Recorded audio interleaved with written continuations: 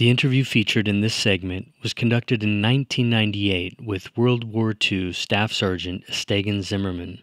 Despite its private nature, I've chosen to share this conversation in hopes that one more voice detailing the horrors of war might remind us of its ugly nature.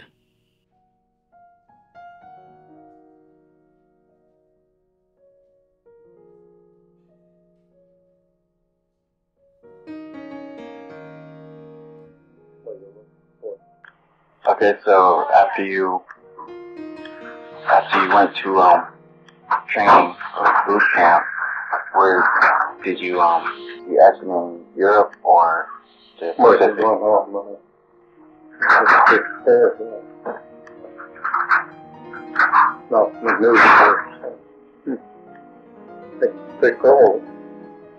They work the hell out. Make you go 2-3 days without eating, saying the enemy captured your food. Oh, really? Ah. Make you stay up all night. And this was still here in the States? Yeah, it's in Louisiana. Oh, okay.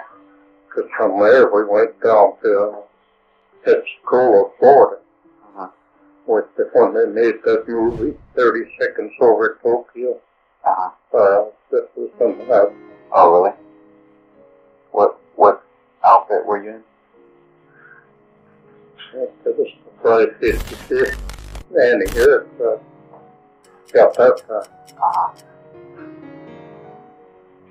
And so, how long had you been in before they shipped you overseas?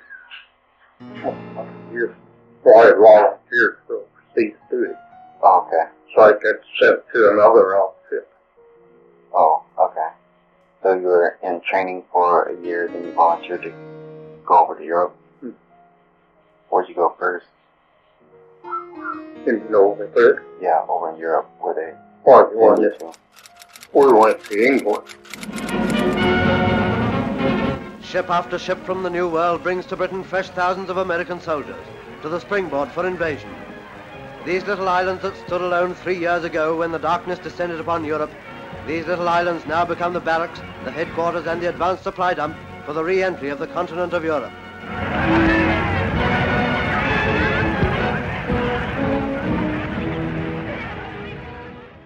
From there, we went in right after the invasion. Oh, really? Into France and fought our way through France. Belgium, Germany. So did you were, how many days after the Normandy or D-Day did you go in? Oh, a couple of weeks or whatever it was. Oh, it was a few weeks after? Yeah. I see. So, what was it like the first time you saw action? Hard to tell. I mean, what? See, when I first went over, I was with an artillery outfit. So we kind of sat back. Right. Because those guns, I think, shot 20-some miles or further. Okay. So But you had all them big shells coming over, you could hear them whistling. They always says, don't worry, once you hear them whistling, they're going over you. That didn't mean anything. Right. Because they could zero in. See, like up in that corner there, they'd zero in. Then all at once they drop down right off you. Oh. So you and I volunteered from there to get out of that outfit. They were all from the south. The captain and the first sergeant, they were always drunk. Oh, they were drunk? Drunk. Even while they were here? Oh, really? The airplane flying over. Get him in, get him in. He'd be there shooting with his pistol They're all here.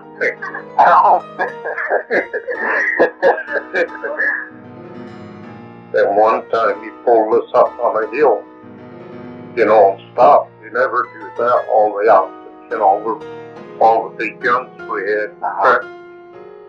And we were watching the Germans and us. tanks fighting.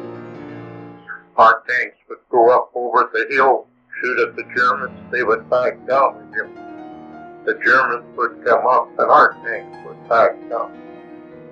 In the meantime, the German soldiers come up on us. Oh, really? We weren't watching him. So then he jumps in his Jeep and away he goes. He didn't say, come on, men, let's go. Everybody took off behind him. And this guy's hanging on the barrels of those big guns. Just anywhere to get out of there. Right. Yeah. Because one of my buddies right there got shot. You could hear sucking in the air, you know.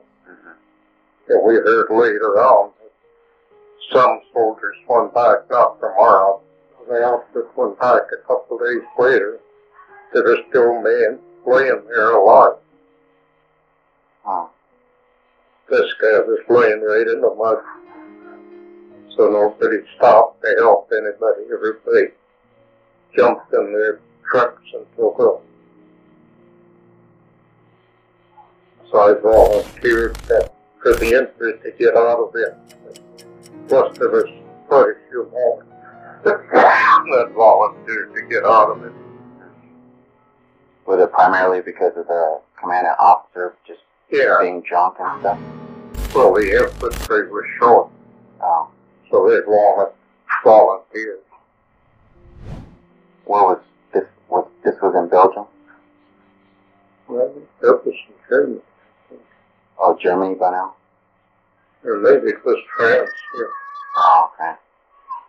Were you part of the Battle of the Bulge? So were you, you're at the Battle of the Bulge, were you still part of the artillery division? No. Infantry by then? Yeah. And were you under, Patton? Yeah, well, Patton was in the South, right? Wasn't Patton in the South? He wasn't? He was over there. Germany, France. I mean, but, like, during the Battle of the Bulge, wasn't he coming up from the South? Oh, we were with Patton then. Oh, you were with Patton? Well, you might be with Patton one day, and the next day you might be with the British. Oh. Because everybody was mad at the British.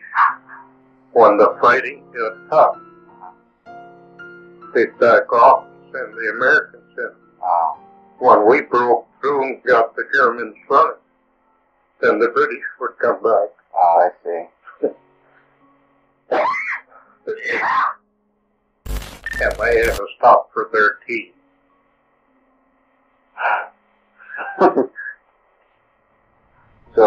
So you were fighting when during that cold winter then, weren't you? Because I heard that a lot of men there. That's why they lost their feet. Yeah. All of us had problems. Oh, really? Because we were walking around day after day with wet feet, shoes.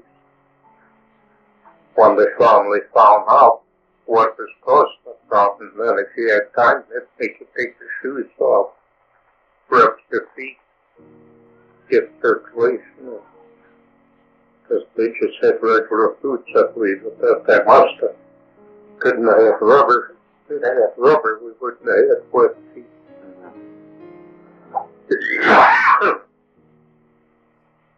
Yeah, I heard that they didn't really have any gloves or anything they weren't prepared for. No, it didn't bother me that much. I was used to it being from North Dakota. Was cold and warm. But you just slept out there in that snow and cold if you had time to sleep. There's a lot of times you went day after day without sleeping. So you're just in foxholes or something? Well, it's not much foxhole. You didn't have that much time. You had artillery. You got your foxhole in case they shot at you or come in bombing. You had to get in your foxhole. But they infantry. We were on the move most of the time. If we stayed anytime, then you take a stop. And what happened when we were under Pat? He moved pretty fast. Pat moved pretty fast. And if you stayed, that told us from the German stop, get in the house, go to sleep.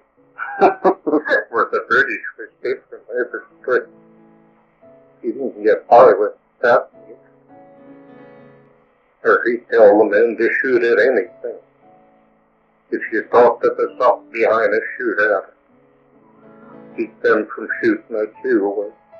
A lot of the others wanted you to shoot when you seen something. Not just because you thought there might be something. That's why they call them blood and guts. He saved a lot of people by his way of doing it. Talk about how mean the Germans were, you know, not taking prisoners. We didn't do it any different. If they just got a few prisoners, they just took them and shot them. Oh, really? Because for every prisoner, that was some American soldiers that had us up there in Jordan, they're taken back. So rather than do that, they just got rid of them. And I've seen the times where they didn't take them behind the building, just shot them right out in the open where the other German people could see what they were doing. Oh, the German civilians?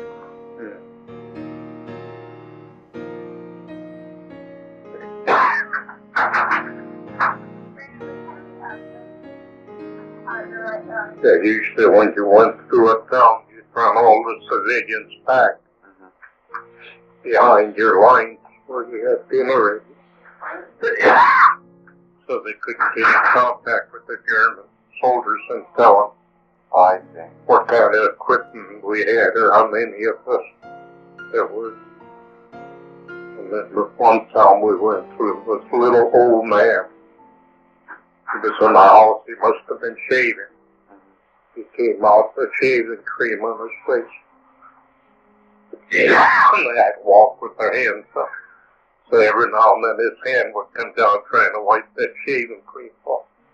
Some guy kicked him in the butt and he bounced up there a little bit. We kind of thought that was funny at that time. I kind of felt sorry for the old fellow. See, another company had 2 machine guns. I was the machine gunner in one, and then there was another sergeant. And there was these from down South Dakota or somewhere. Going up in the church through the steeple, there was a window. And somebody shot him right through the head as he was going up the stairs. So they went out looking for the Germans. And they were good, you know. The soldiers were taking their uniforms off and crawling in the civilian clothes. So you wouldn't capture. The only guy they could find was in civilian clothes, and they just beat that poor guy to death. Because they were for sure he was the one that shot the sergeant in the head. So we weren't always that good. So when you're out there facing that day after day, that don't bother you that much.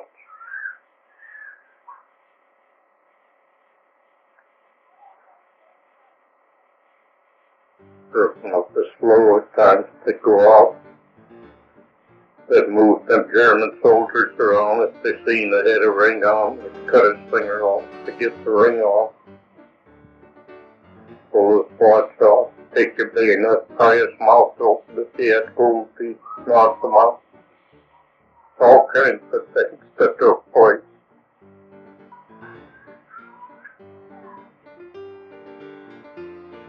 The sergeant that was over me, he kind of had a drinking problem. The one that got killed on the stairs? No, he was with the other machine gun crew. Oh, okay. So So if you get to the house, find any liquor, he would fill the canteen up and give it to me to carry it for him. And he would carry the water for me. They used to try to figure out where in the heck he was getting the liquor from.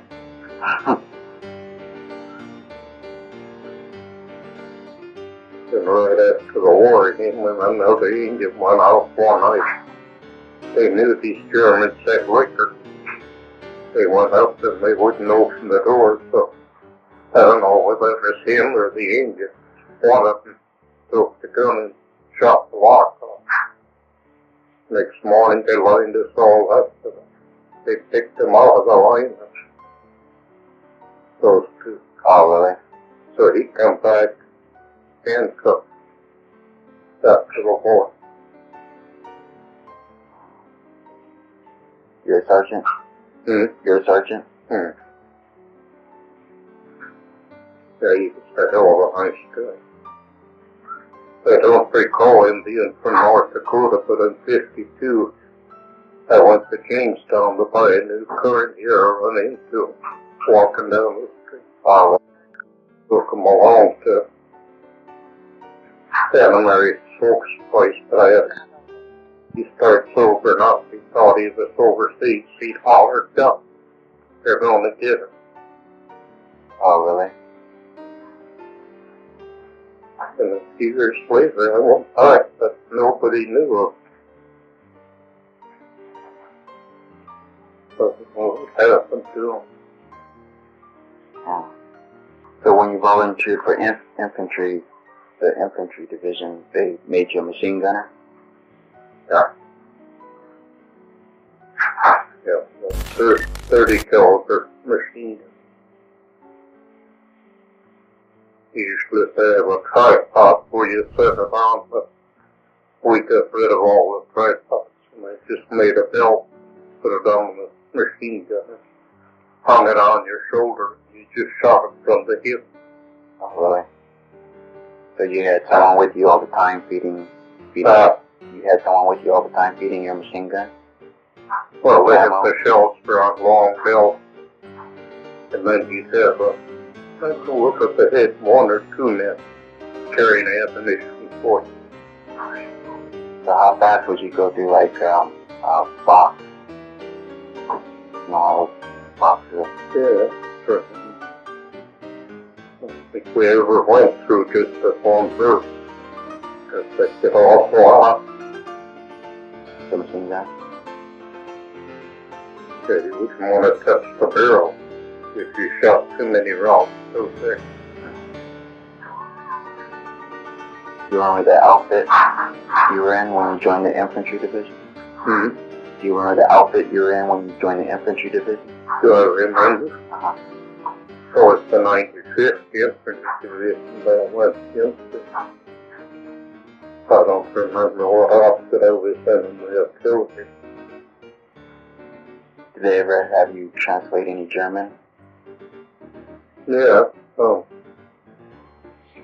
funny part was a lot of them Germans couldn't even understand each other. Oh, because it's a The different language dialect. was different in different parts of Germany. Well, even where I was born, there was a lot of Germans, you know. A lot of them spoke different. Your words are altogether different. Oh, you were born in Germany? No, Oh, in North Dakota. oh, I see. I worked for different Germans around there that spoke differently than what we spoke. They've got so many different, a lot of them used to say low German, high German, flat German, I don't know what all the names were.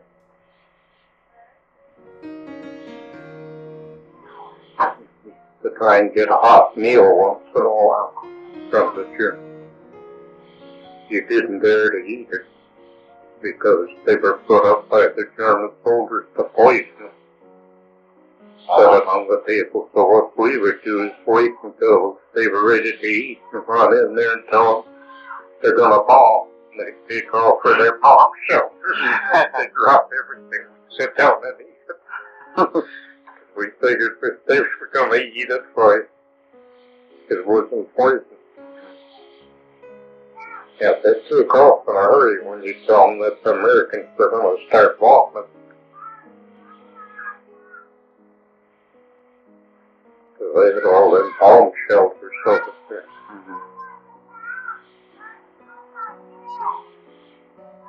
And this is by the time you got into Germany?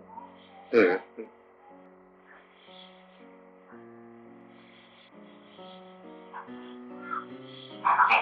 They did their animals in the same building. Oh, really?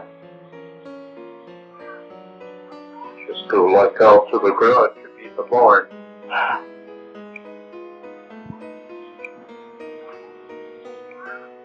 That would all be washed down every morning.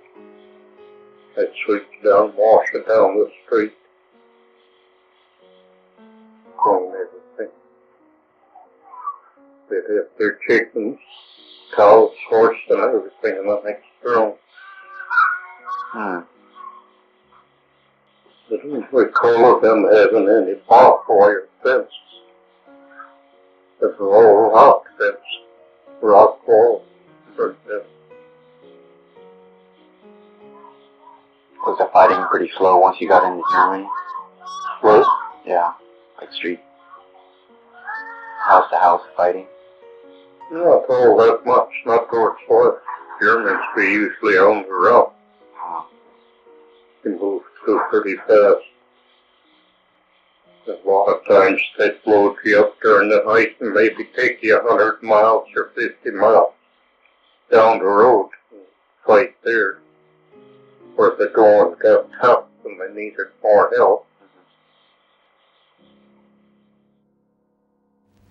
General Eisenhower informs me that the forces of Germany have surrendered to the United Nations. The flags of freedom fly all over Europe.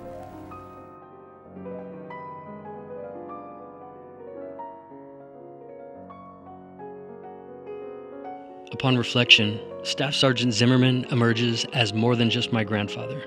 He was an individual who navigated a life rich in diverse experiences. Engaging in this discussion about the harsh realities of war, his stoic demeanor subtly wavered. The interview captures the echoes of regret and sorrow that resonate universally, reminding us of the emotional toll that war exacts on those who endure it. In those moments, I sense the gravity of the human experience, acknowledging that the hypothetical assertions we make about wartime decisions from the safety of our homes dissipate when confronted with the visceral reality of bombings, bullets flying overhead, and the deaths of friends, family, and our countrymen. May we aspire to a world where the specter of war is confined to the realms of videos and history books, a realm where generations remain untouched by the chaos spawned from the disagreements of our leaders, existing in an unbroken continuum without the scars of forever conflicts.